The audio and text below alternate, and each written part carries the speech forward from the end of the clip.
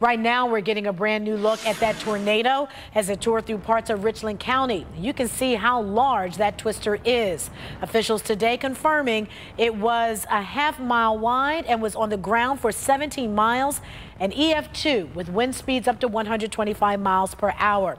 News 5 has had complete coverage since those severe storms first hit, and that coverage continues tonight with a look at the damage from the air and the ground. Businesses torn up, homes nearly destroyed. Some of the first damage that we saw once that storm passed was at a car dealership.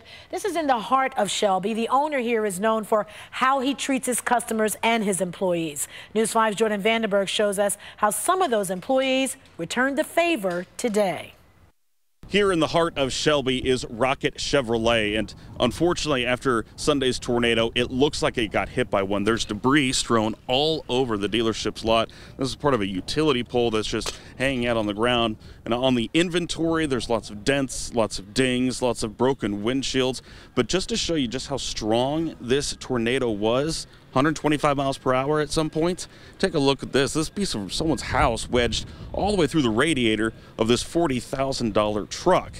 And people who work at Rocket Chevrolet say this tornado and all the damage happened to what is a really, really good man.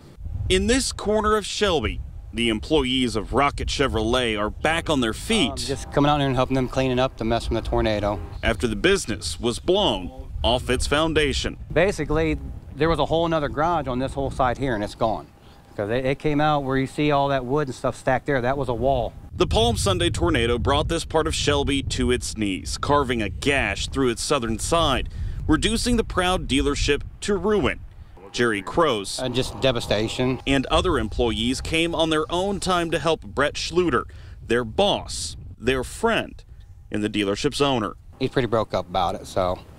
And he's usually a pretty happy-go-lucky guy, and he's, see him like this, it's rough on everybody. They sifted through the rubble, salvaging what they could, and saving their boss's revered antique motorcycles. Most of the bikes into that whole middle area right there, all the bikes were standing, and you could even walk in between. It was all clean in between them, but then everything else around was just gone. Crows says the owner isn't a businessman, but rather a man who owns a business. It's an important distinction, he says, because Schluter is a different kind of boss. Said he's good to his people. That's why everybody's been here for 10, 15, 20. The one guy's been here for 30 years because when you got an owner like that, you can't go somewhere else and work anywhere else.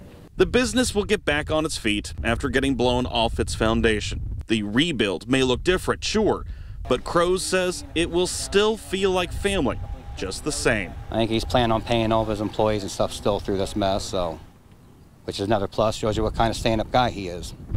Very good guy.